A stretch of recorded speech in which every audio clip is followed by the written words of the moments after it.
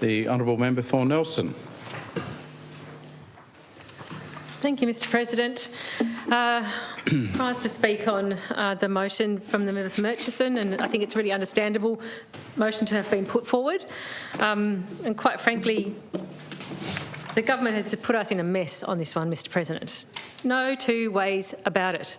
It would be unparliamentary probably to say it, but they've really, shafted everybody on it, quite frankly.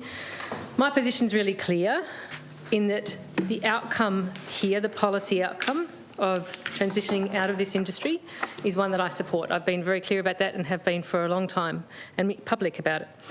And I've been clear about that with the industry folk that I've been interacting with, particularly in recent times through the committee that I'm a member of.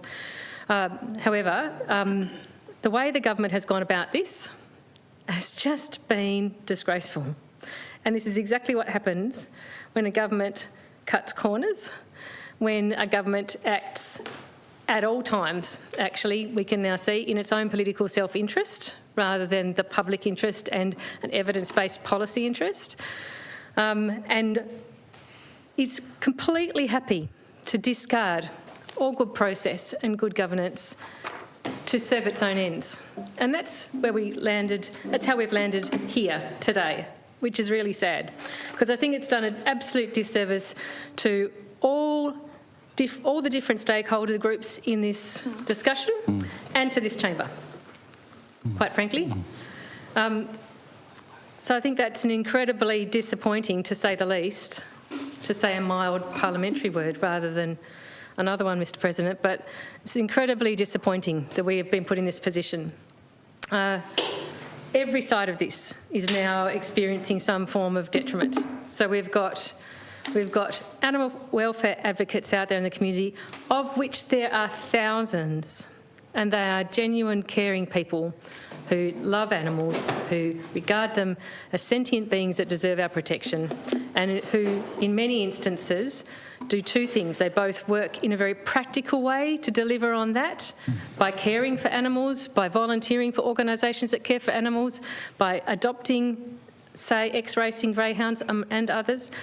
But they also campaign and advocate on this issue and have done for years, and it's a result of that very effective and tireless campaigning that we see at least movement on this issue here in the Parliament finally, because it's lagging, Mr President, it's lagging the community view. We know that consistently, time after time in polling across recent years, including as recently as August, after the government's announcement was made about transitioning out of this industry, as recently as August, 74% of Tasmanians supported that decision. So this is an industry that is at the end of its social licence. It's been moving towards that for quite some time, and nobody could say otherwise, quite frankly. The vast majority of Tasmanians, 3 in 4, agree that this is an industry that should come to an end. So then the question just becomes, how should it come to an end? And that should be something that's talked about and discussed and consulted on and done respectfully. And that's absolutely not what the government has done. Absolutely not what the government has done.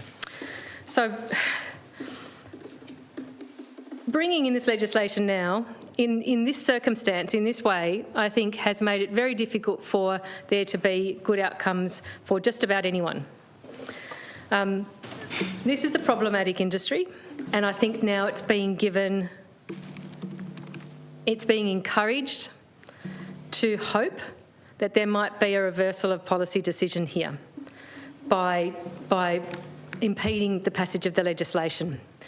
But then legislation brought under these circumstances in this way is very difficult for a responsible chamber, such as we are, Mr President, here, to pass. So I think that, unfortunately, and it looks like on the numbers of things, I think we can probably all see what's telegraphed here. It's likely that this motion passes and this bill is sent to the committee, and so be it. That may be the will of the chamber. That will delay passage of the legislation. I suspect we will still get a piece of legislation not dissimilar to what we've got before us. A process would have occurred, though, and elements of that process will be important particularly for certain stakeholders, but we will be delaying, and we will be encouraging those industry participants to hope that there might be a different ultimate outcome. by doing that. And that's a shame, I think, because I think that there's still an unlikelihood that that's going to be what transpires. Certainly looking at this piece of legislation isn't about looking at the policy decision that sits behind it. Much as I'm sure when submissions are sought, it is the policy decision that sits behind it that will receive masses and waves and huge numbers of submissions from both sides, no doubt. So, Mr President, it's a problematic industry. We know that there's been horrific practices in this industry in times past, but also carrying through to now, quite frankly. And I accept that reforms have occurred. I accept that various improvements have been made, but my goodness, we know that there are some lovely people participating in this industry. We've met some of them today, even in briefings. They love their dogs, they're small operators, they are the very acceptable face of this industry, and they're the ones put forward, and I understand why. And for them, I have compassion about the way this has been done, absolute compassion for them. But equally clearly, and of enormous concern, I would think, to anybody who has an inkling of care for animals in our community and in our state. Highly concerning is the fact there still are plainly very bad actors in this industry, very bad, acting atrociously, causing extreme harm to animals. And that is absolutely going to be built in. It's built into this industry, and that's partly because, apart from the lovely local operators, you have big boys in this industry, Mr President. And overlaying all of it, you have the gambling industry, which is an incredibly harmful, voracious industry that will assert its interests, its financial interests, to the nth degree, campaigning against anything that comes in its way. So that's tricky for us. We're interacting with an industry that has those different layers in it. And of course the ones put before us are the very palatable, very empathetic ones, who are our local communities, who are participants in this industry and who are in their hearts very genuine. And I accept that. But my goodness, Mr President, when the big parts of the industry, the powerful interests, the financial interests of this industry send down to our state to lead a campaign against this policy that was announced, when they send someone down and that person tells the local people, don't participate in consultation, don't get involved in having discussions about where to from here once this decision had been made, then that's incredibly mischievous, it's problematic, it's harmful, and I think it's actually cruel. Because that's what's happened. Much as the announcement, the absolute backflip from the government for its own political self-interest, of course, was abrupt and awful for the industry to experience in that way. There then was immediately put in place, at least from the Racing Commissioner's role, an intention to develop the transition plan, and we've got time up our sleeve for that because it isn't till 2029. It's not. It's about 3.5 years from now, almost, really, given it's mid-2029 and we're in the end of 2025.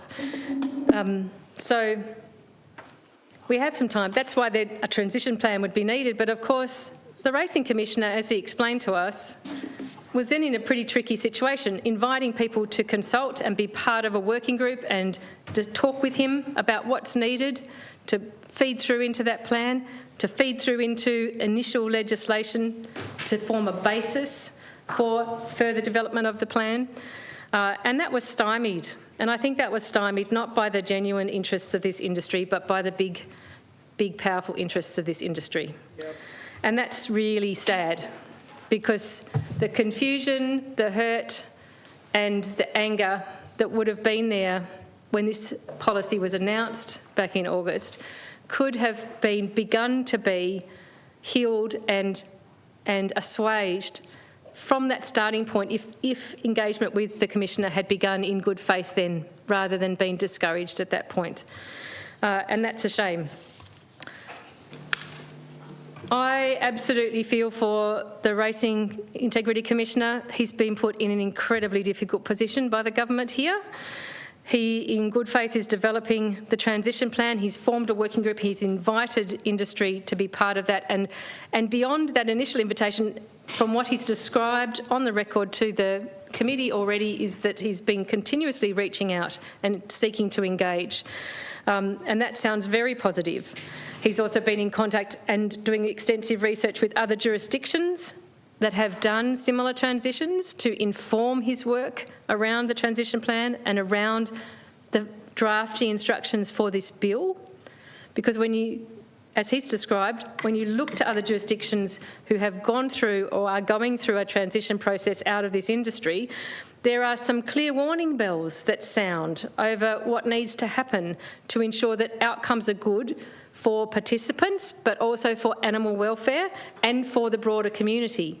And that's what the Racing Commissioner, Integrity Commissioner has expressed very clearly, that his job is to think of the interests of those three groups, if you like, the participants, the animals in the industry, and also the Tasmanian community. Because there are consequences if we do see this escalation in breeding, trying to get ahead of an end date of breeding, which would have, if this bill passed, been the 1st of January for new breeding, but now maybe a little later. But of course, what he's clearly heard from other jurisdictions is people will rush to try to breed quickly before an end date that's put in place. So given the announcement, the abrupt announcement, given him being tasked with the transition planning, given him being tasked with feeding through into the drafting instructions for this bill, he's now trying to get best outcomes, to give certainty to participants, to give protection to animals, and to give the Tasmanian community the opportunity to be have its interests seen to. And in that space, Mr. President, what we're talking about here is how much is it going to cost the Tasmanian community? There has been a clear commitment to a just transition. I have heard that clearly. It's been expressed in various on the records places. I think we need to keep pressing for that. The details of that are not clear yet. They come further down the track. But we do need to be clear that there is a fundamental starting point that's needed, which this legislation, from what we understand to believe, is the basis for that. It simply, fairly straightforwardly does two things: gives the Commissioner powers that are required, particularly for auditing and investigating across a transition period of time, and it also sets up expectations and limitations on things like breeding, which addresses animal welfare issues for transition. So that's the bill. We're not debating the bill, I realise that. We're debating whether we send it to a committee. But what I'm speaking about here, Mr. President, goes to my thinking around the advisability of that. This is a tricky one. As I said, I understand members in this place too wanting to have more information and more time to consider something which is a policy decision from government being given effect to that it is consequential for groups of Tasmanians. It's very consequential and is permanent, although it is a phase out. It's not immediate, but it is permanent ultimately in that phase out. So we do, of course, all want to do our job responsibly here and respectfully here. So I understand that, and I can, as I can gather in the room, Mr. President, there's an interest to see this sent to the committee. I think if that happens, hopefully it is something the committee will be able to turn around quite quickly and have something come back, so that then any delay on some of the protective things that are in this bill isn't too long, and we don't end up having a detriment in terms of animal welfare to too great an extent. We know it's going to be a matter of hundreds of animals, hundreds of new animals brought into the industry. So that is highly concerning to me. The primary reason it is on animal welfare grounds that I'm concerned about that. But of course, the secondary reason that sits behind it is it makes it more and more expensive for the Tasmanian community to undertake the transition. The more the industry is desperately grown as a last-ditch effort ahead of a phase-out. That's problematic. But the committee will hopefully be able to bring something back to this chamber, and the chamber will then hopefully feel that two things have happened. One, that there's been a respectful process that at least allows all stakeholder groups around this matter to be heard in some sense. It's not just the participants of the industry that need to be heard, it's people in the Tasmanian community that need to be heard, it's, as the member for Mersey said, other potentially associated industries that need to be heard. It's absolutely the animal welfare folk who are dealing with the outcomes of this industry that need to be heard. So all of those people will have a chance. I also think, though, what it will do is allow, I hope, there to be more information on the record. So members in this place, when this bill comes back, will feel that they've got information available to them to be able to make a decision. And I guess because the rubber will hit the road then, Mr President, if this bill goes to committee now and then comes back, the vote on that bill really is going to be about whether the phase-out goes ahead in this orderly way, orderly and planned way, or whether the government needs to find a different way to do it, potentially, which may be more rushed because we've taken up too much time. It may be less orderly than this. It might be done through measures that don't come through this place. I don't know. It could be as simple as just defunding, because that's what ultimately what this is pegged to. Of course, in 2029 is the end of the deed. I don't think anyone wants to be in that situation. So, Mr President, it's a tricky one. I'm always an advocate for good process in this place and for treating people respectfully around that. I'm also, though, an advocate for listening to the expert advice that's provided to us.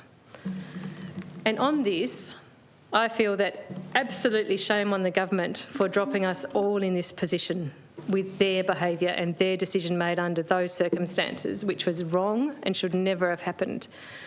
And since they've done that, and then the Commissioner has had to step in to undertake the process, his clear advice to us at this point is that better outcomes for participants, for animals and for the Tasmanian community, better outcomes are served by the passage of this bill. So I am listening carefully to that expert advice from the Commissioner, and it really concerns me to put that aside. I don't think there's detriment in this bill, Mr President, unless you don't want the policy to be enacted in the first place. And of course I understand that the participants in the industry want to do everything possible to try and push back on that. That's understandable. But this bill in and of itself I don't think is detrimental, other than it gives effect to a policy some don't want and others have desperately worked for years. So I'm going to not support the motion to a committee on the basis of being advised that, given the situation we're in, the Commissioner is saying this is what's needed. But I understand that's probably not going to be the prevailing mood of the chamber, Mr President, and so be it. I'll certainly participate henceforth in that process if it occurs.